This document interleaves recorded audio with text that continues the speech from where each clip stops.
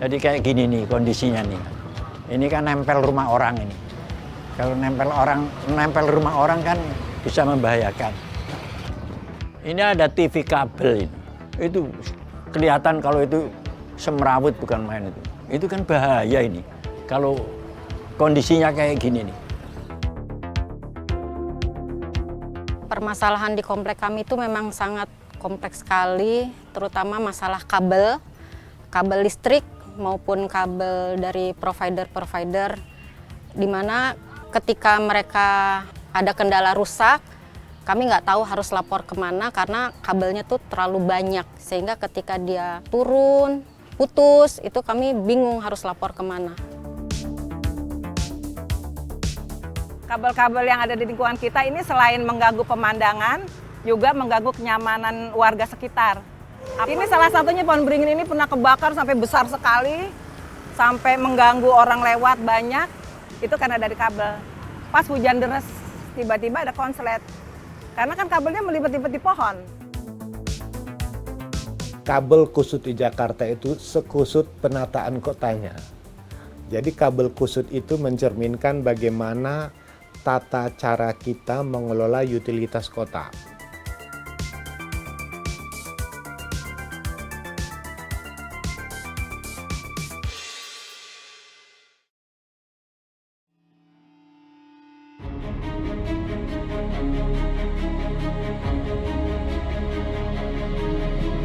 Sekilas, persoalan kabel kusut di Jakarta, di jalan-jalan yang kita lewati, bahkan di depan rumah kita, tak seperti masalah serius. Tapi nyatanya, selain merusak estetika kota, kabel kusut merupakan masalah berlarut yang mengganggu dan menimbulkan rasa tak aman. Belum lagi risiko-risiko yang timbul dari kekusutan kabel di atas kepala kita. Hasil survei Kompas terhadap 490 responden di Jabodetabek pada tahun 2019 memotret keresahan tentang jaringan kabel kusut di sekitar masyarakat. Sebagian besar warga pernah melihat jaringan kabel menonjol atau bergelantungan di sekitar tempat tinggal mereka dan di jalan umum. Hal yang paling banyak membuat warga khawatir adalah kondisi kabel yang bergelayutan rendah dan tak beraturan, serta banyaknya sambungan kabel liar.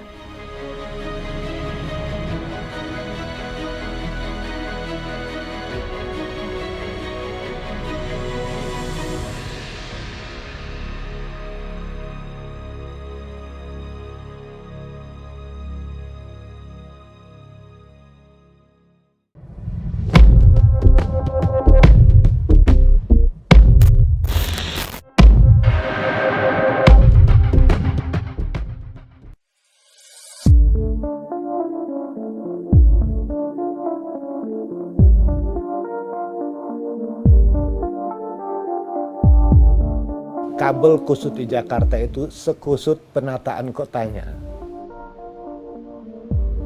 Jadi kabel kusut itu mencerminkan bagaimana tata cara kita mengelola utilitas kota. Sebetulnya kalau utilitas kota, kalau mau kan terencana. Namanya itu kalau dalam kota itu struktur ruang kota. Struktur ruang kota itu pusat pemukiman, pusat kegiatan yang didukung dengan sistem jaringan pelayanan. Pelayanan itu air, pipa, atau listrik, gas, dan sebagainya. Nah, yang seharusnya yang bagus itu, kota itu punya perumahan formal terstruktur. Sehingga berapa yang harus dilayani itu terdata. Kepadatannya pun juga bisa dihitung. Kepadatan tinggi, sedang, ataupun rendah. Sehingga utilitas kota yang dibangun pun juga bisa memperhitungkan jaringannya, kebutuhannya, semuanya. Tetapi kan fakta yang kita tidak bisa lepaskan sekarang adalah tingkat kepadatan tinggi yang terjadi di Jakarta atau kota-kota besar sekarang itu didukung dengan tumbuh kembangnya permukiman yang tidak teratur. Apalagi di pemukiman kumuh padat, di mana kadang-kadang jumlah rumah itu dinamikanya tuh cepat banget dari waktu ke waktu. Nah, yang lebih parah lagi apa? Mereka pada umumnya yang penting dapat saluran listrik, telepon, atau apa sajalah. Nah, yang menjadi persoalan, instalasi pendukung itu kadang-kadang ya terus terang saja ya, mohon maaf ya.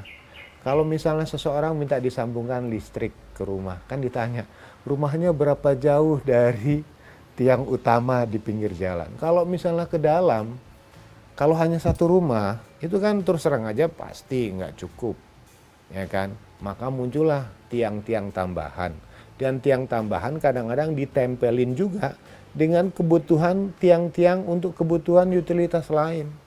Nah, umumnya di zaman now seperti sekarang ini, ketika juga internet makin dibutuhkan, muncullah kabel-kabel dari provider. Pertanyaannya kadang-kadang kan, mereka punya tiangnya tidak? Punya jaringan pelayanannya tidak? Satu tiang ditempelin oleh berbagai utilitas lain, maka muncullah istilahnya nebeng.com. Jadi kita Dinas Bina Marga Provinsi DKI Jakarta dalam hal ini memang sedang proses kita menata kabel yang Mas tadi bilang katakan semrawut ya. Jadi menurut peraturan yang ada yang berlaku saat ini, yang Perda nomor 8 tahun 99 dan Pergub 106 tahun 2019, memang kedepannya kita penataan kabel itu tidak lagi ada di udara, tapi semua penempatan kabel jaringan utilitas kita arahkan untuk di bawah tanah. Dan saat ini Pemprov DKI sedang membangun yang namanya SJUT, Sarana Jaringan Utilitas Terpadu. Jadi kita menugaskan kepada 2 BUMD penugasan, yaitu dalam hal ini Jakpro dan SJ, untuk membuat SJUT tersebut.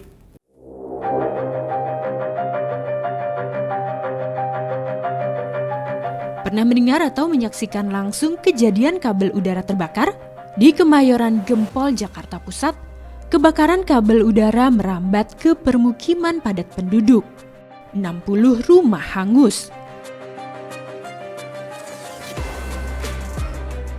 Sekarang ini di wilayah Kemayoran Gempol, RT 02, RW 06, Kelurahannya Kebun Kosong, Kecamatan Kemayoran, Jakarta Pusat. Jadi kayak gini nih kondisinya nih. Ini kan nempel rumah orang ini. Kalau nempel rumah orang kan bisa membahayakan. Ini ada TV kabel ini. Itu kelihatan kalau itu semrawut, bukan main itu. Itu kan bahaya ini. Kalau kondisinya kayak gini nih. Ada TV kabel, ada kabel telepon, ada kabel listrik, ada macam-macam kabel itu jadi satu tiang. Ngeri. Nempel rumah orang. Nah, kalau terjadi konslet kan itu membahayakan.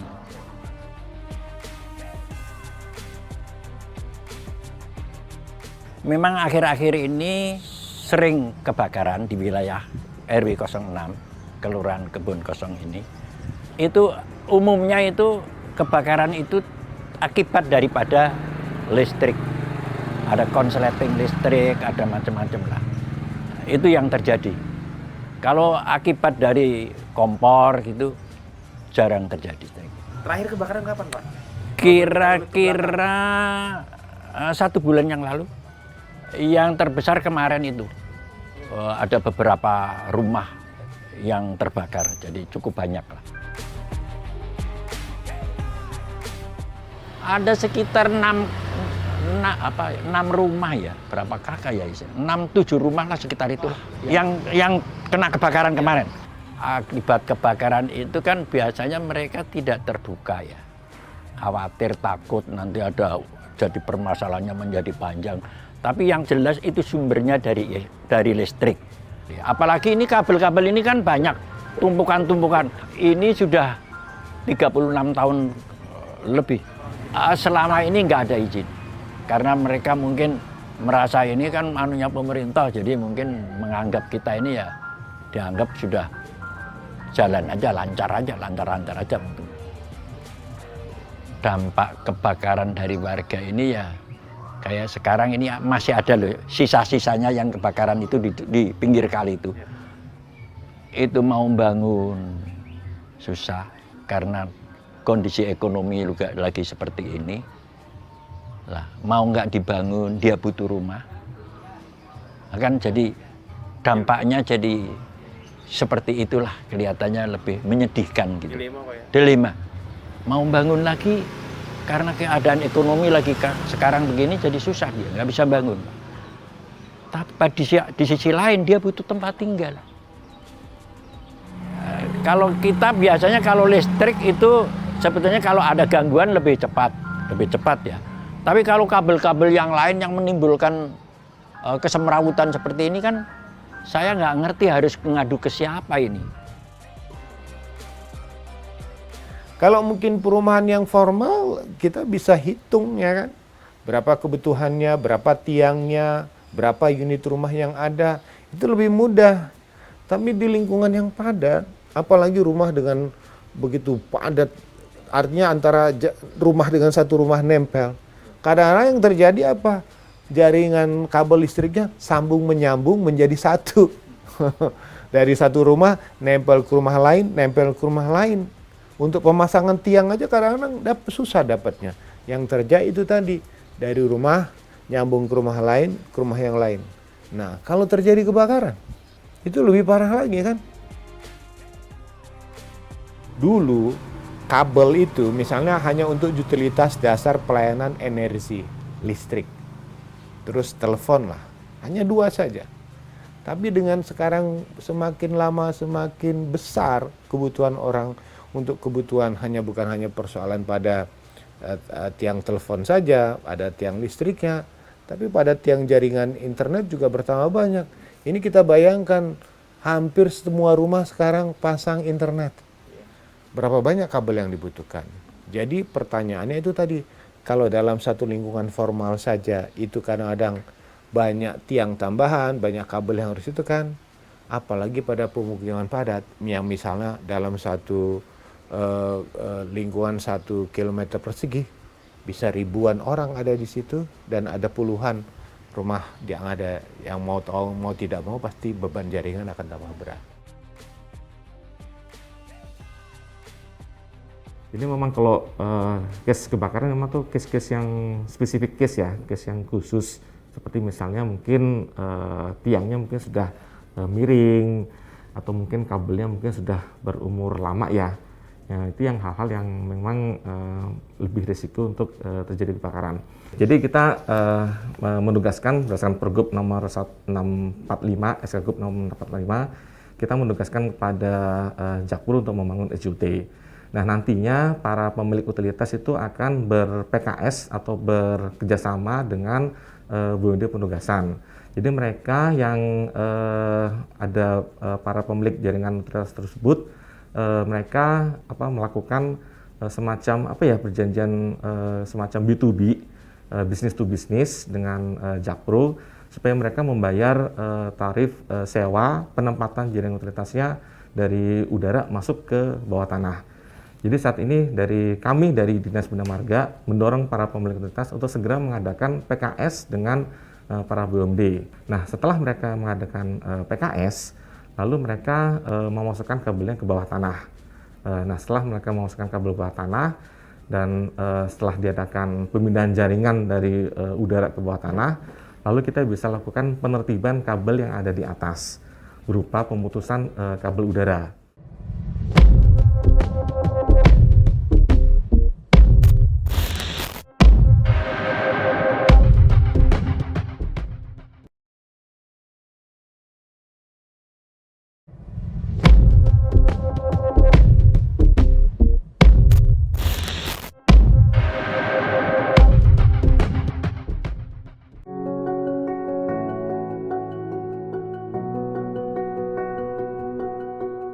Semruwat kabel kusut tidak hanya terjadi di pemukiman padat penduduk seperti Kemayoran.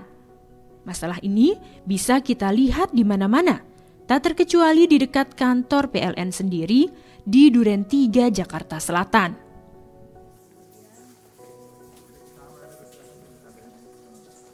Permasalahan di komplek kami itu memang sangat kompleks sekali, terutama masalah kabel listrik maupun kabel dari provider-provider, di mana ketika mereka ada kendala rusak, kami nggak tahu harus lapor kemana karena kabelnya tuh terlalu banyak gitu. Dan tidak ada tandanya milik si A, si B, si C, sehingga ketika dia turun, putus, itu kami bingung harus lapor kemana.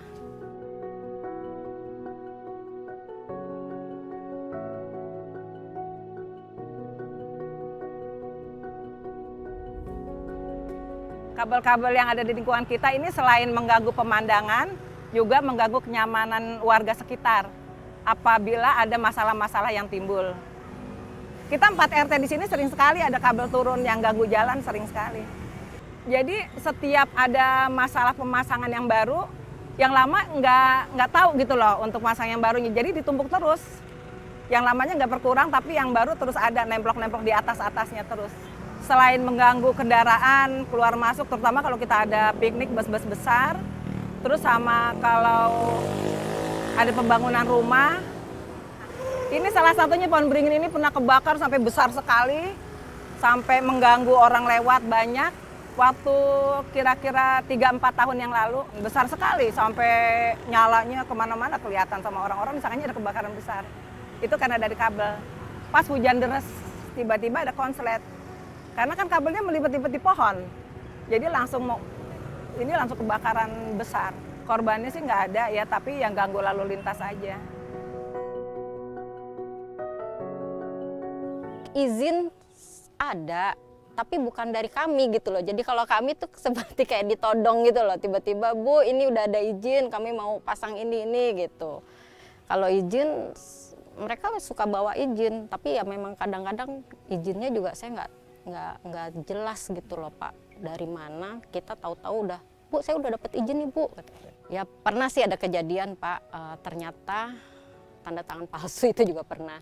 Ya kadang-kadang kalau kita ada tiba-tiba pasang gitu. Kalau saya kan ada ini ya, ada artinya sama warga tuh ada saling komunikasi. Ada laporan, Bu RT itu ada yang pasang tiang, udah izin belum? Saya kadang-kadang minta tolong pas security untuk ngecek, ternyata belum izin. Banyak mereka pasang tiang tuh kadang-kadang nggak ada izin, nggak ada pemberitahuan gitu.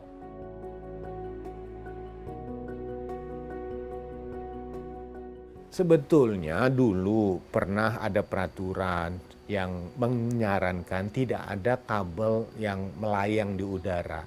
Bagusnya begitu, jadi sistemnya ducting. Nah yang menjadi pertanyaannya kan pada waktu ada rencana peraturan gubernur tentang itu, ketika sistem utilitas perkotaan itu ditanam di bawah tanah, pasti namanya badan usaha itu tanya, itu gratis atau enggak sih?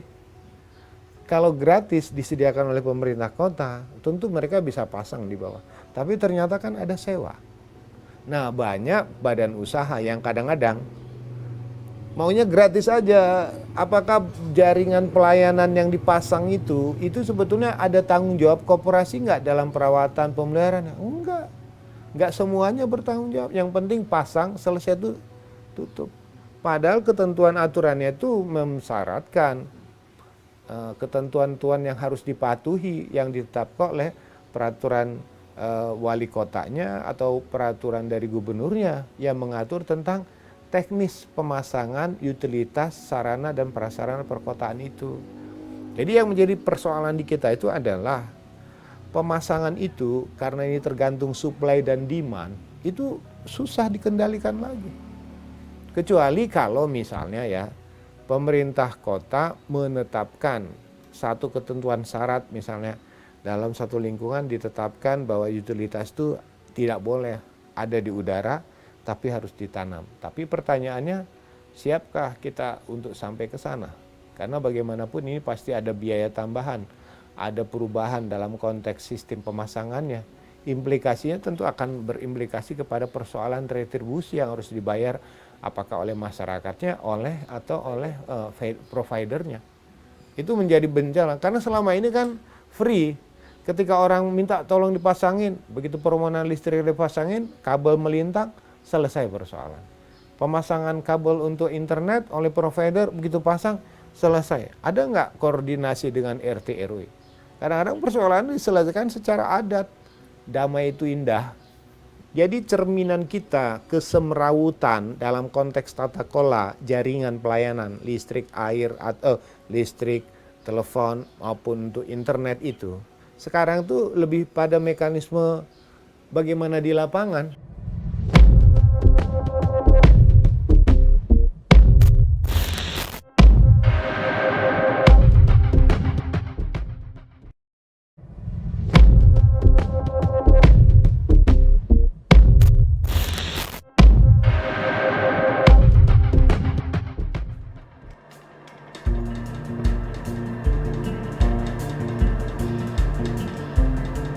Jadi memang kita memberikan penugasan kepada para BUMD ini selama 2 tahun sampai dengan tahun 2023. Nah, diharapkan nanti di tahun 2023 sarana jaring lintas sudah terbangun di beberapa ruas jalan di Jakarta.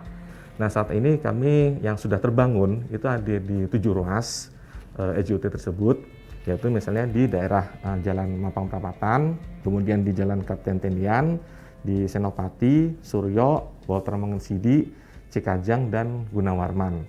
Nah, di 7 ruas jalan yang sudah terbangun tersebut, kami mendorong supaya para pemilik utilitas untuk segera ber-PKS dengan Jakpro dan memindahkan kabelnya ke bawah tanah.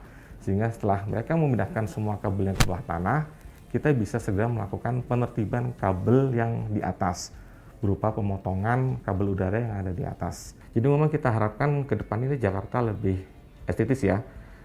Kabel-kabel udara yang ada di atas sesuai dengan ketentuan yang ada itu sebetulnya sudah tidak ada lagi kabel udara.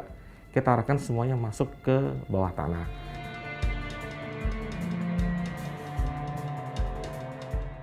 Kelemahan di kita itu satu, ketika peraturan itu dibuat, kendala terbesar adalah pada infrastruktur untuk menegakkan aturan itu. Seperti contoh, ada peraturan daerah, buanglah sampah pada tempatnya. Ada nggak tempatnya?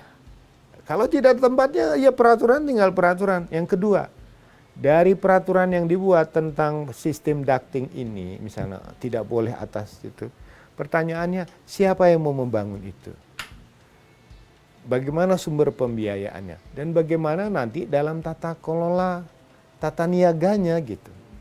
Karena bagaimanapun itu ya kalau mau main kasar-kasaran kayak di Depok aja di Jalan Margonda. Dalam hitungan waktu pemerintah daerah mengatakan kami sampai akhir tahun tidak mau ada kabel melayang di Margonda. Kalau nggak kami putus. Putus main kasar aja kan. Berani nggak Pemprov DKI misalnya untuk langsung memotong semua kabel yang menggantung di atas. Nah pertanyaannya bagaimana pemasangan ductingnya? Nah pertanyaan itu tadi.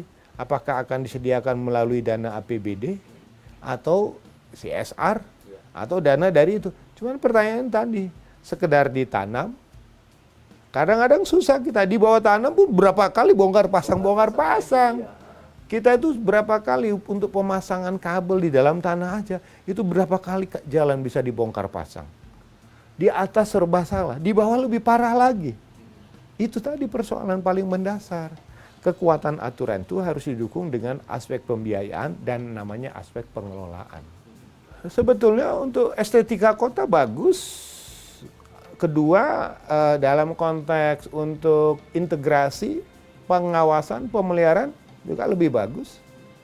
Jadi lebih menarik, bisa penggantiannya lebih terpantau, lebih kontrol. Kemudian ada data. Karena masalah di kita ini kalau misalnya pemasangan yang di atas, kita nggak tahu ini kabel punya siapa. Saya sendiri pernah menertibkan juga di sini.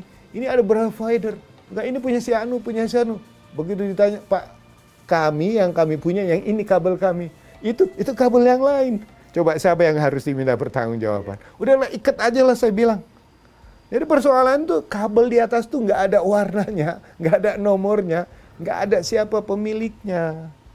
Jadi satu-satunya itu tadi harus ada tindakan yang tegas bagaimana memaksa semua pemasangan itu tertib, kemudian disediakan fasilitasnya free. Cuman yang menjadi pertanyaan itu tadi, tata kelolanya bagaimana? Kalau free mungkin orang tertarik lah. Tapi kalau dia harus bayar retribusi agak mikir juga kan. Karena selama ini perusahaan tidak mau dalam hal pemasangan itu ada beban lagi yang harus ditanggung. Kalau itu menjadi beban konsumennya mungkin akan lebih teriak-teriak lagi.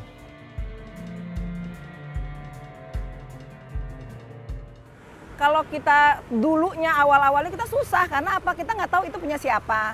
Makanya kita tuh RT di Kompleks PLN suka, aduh gimana nih kalau misalnya caranya tiap ada tiang tuh dipasangin label besi untuk oleh vendornya. Jadi kalau ada kabel putus, kabel turun atau enggak mengganggu lalu lintas, kita bisa langsung hubungin vendornya itu. Karena kalau kita tak lapor ke IndiHome tiba-tiba punya First Media tiba-tiba punya yang lainnya. Jadi mereka saling bukan punya mereka gitu loh. Saya mengharapkan supaya di wilayah kita ini rapih. Kabel bisa dilihat juga enak, nyaman. Infrastruktur jalannya juga tidak seperti ini.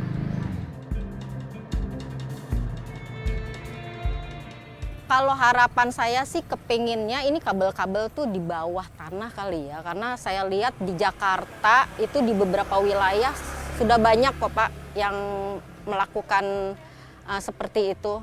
Contohnya yang terdekat dari sini mungkin di wilayah Kemang, itu kan kabel-kabel semua sudah rapih ditanam. Ya harapan saya sih inginnya semua komplek ataupun wilayah di Jakarta ya seperti itu, jadi rapih.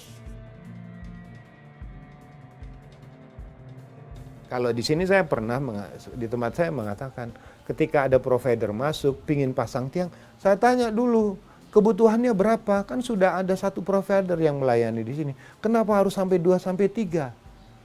Oh, katanya mungkin ini pasar ya. Karena setiap provider punya target sendiri-sendiri. Dengan promosi sendiri-sendiri.